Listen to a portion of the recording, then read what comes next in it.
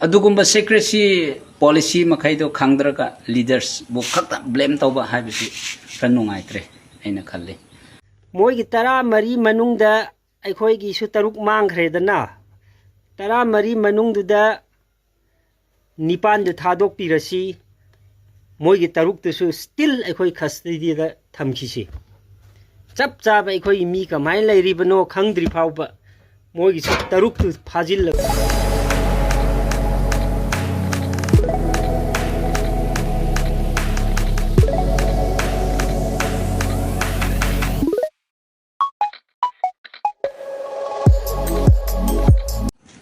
Hello अतेनबा वाहै खरादंग आइजो अखोइ Naga मियामदा फुंगदोक चनिंगे हाइबदि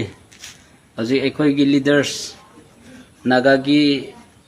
लीडरसिंग UNC लीडरसिंग बु अखोइना blame ओइना ngangbीबा वाहै मखैदो ताबा कांदा खरा नुंगाइते हाइबदि मी हाइबसि मागी मागी थिंकिंग हाइबा मागी करि हागिरा डिसीजन अचुंबा अमादि मोइगी मागी डिसीजन अमा लैबनी अदुदा अखोइना अरानबा खक्ता खल्लगा मसी अदुम तौबनी अदुम तौबो माले हाइबा वाहै मखैदो अइना ताबा कांदा नुंगाइत्रे हाइबदि हौजिक मोइना तौरिबा डिसीजन से अइना खनबदुदि चुम्मी होय रिलीज तौख्रे 14 कुकी अखोइना थंबीबा मखैदो रिलीज तौख्रे हाइना मोइना प्रेस रिलीज तौबदु चुम्मी तौख्रे कदाइदा तौब्रा कदाइदा तौदब्रा अखोइना अदुदा हंगफम दरकार लेते हंगफम थोकते हाइबदि रिलीज तौख्रे हाइबदो अदु चुम्मी अदु मनुंगदा अखोइना मनुंगदा तौगदबा नागा गार्ड नागा volunteers सिंग नत्रगा मनुंगदा थबक तौबा मखै यूथ सिंग अदुना अथोकपा तौरगा अखोइदि रिलीज तौख्रे हाइना हाई कमन यूएनसी ना तौबदु चुम्बनी अदु मनुंगदुदा अखोइना यूथ सिंग नत्रगा volunteers सिंग अपाम्बा अथोकपा तौबा ताबनी अदुगुम्बा सेक्रेसी पॉलिसी मखैदो खांगद्रगा लीडर्स बु खत ब्लेम तौबा हाइबसि खर नुंगाइत्रे अइना खल्ले अदुगा मी मियाम हाइबसे अखोइगी लीडर्स गी डिसीजन जे करीरा हाइबदो खर सेक्रेसी खर लैरमगनी अदुगुम्बासु अखोइ भाब तानिङै लै हाइना अइ खर फुंगदोक चनिंगबनी लीडर्स हाइबा अमासे अखोइ अपाम्बा तौबा नते ईश्वरना ब्लेसिंग पीबगी ईश्वरना निंगथौगी खनबीबा अदुगुमना ईश्वरना लीडर्स हाइबसे खनबीबनी अदु लीडर्स बुसु अखोइना रिगार्ड तौगदबनी हाइबा वाहैसे खरा अइना फुंगदौनिंगबा मी मियामदा फुंगदोक जाबनी थैंक यू हेलो मयाम गुड मॉर्निंग नरांग सोशल मीडिया दा थेंगनै को यूएनसी न कुकी तरा मरी तो थातो पीखरनी पुंग अनी द हाई करी मरम की थातो कदौरिनो कनागा यानबा पुरगा थातो पीकदौरिनो अखोई की नागा तरुक्ति सिरब्रा हिंगलिब्रा करी फिबम द थंबीरिबनो सु खंगदे मोइगी सोमदा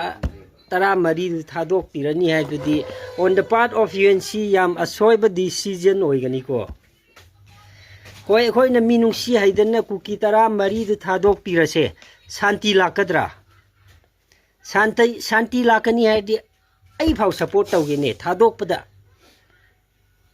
अदु कुकी दे अनग्रेटफुल कम्युनिटी नि वार हाइबसी या पाम्बा कम्युनिटी नि अखोइना थादोक पिरसु मोय अदुम अखोइदा एटेक तौरकनी अदु सुमाइन तौरसी मोइगी तरा मरी मनुंगदा अखोइगी सु तरुक मांगख्रेदना तरा मरी मनुंगदुदा निपान दु थादोक पिरसी मोइगी तरुक तुसु स्टिल अखोइ खस्टडीदा थमखिसि चप चाब अखोइ मी कमाइ लैरिबनो खंगद्रि फाउबा मोइगी सु तरुक तु फाजिलगा थमजिनबिउ मी याम नुंसी हैरदी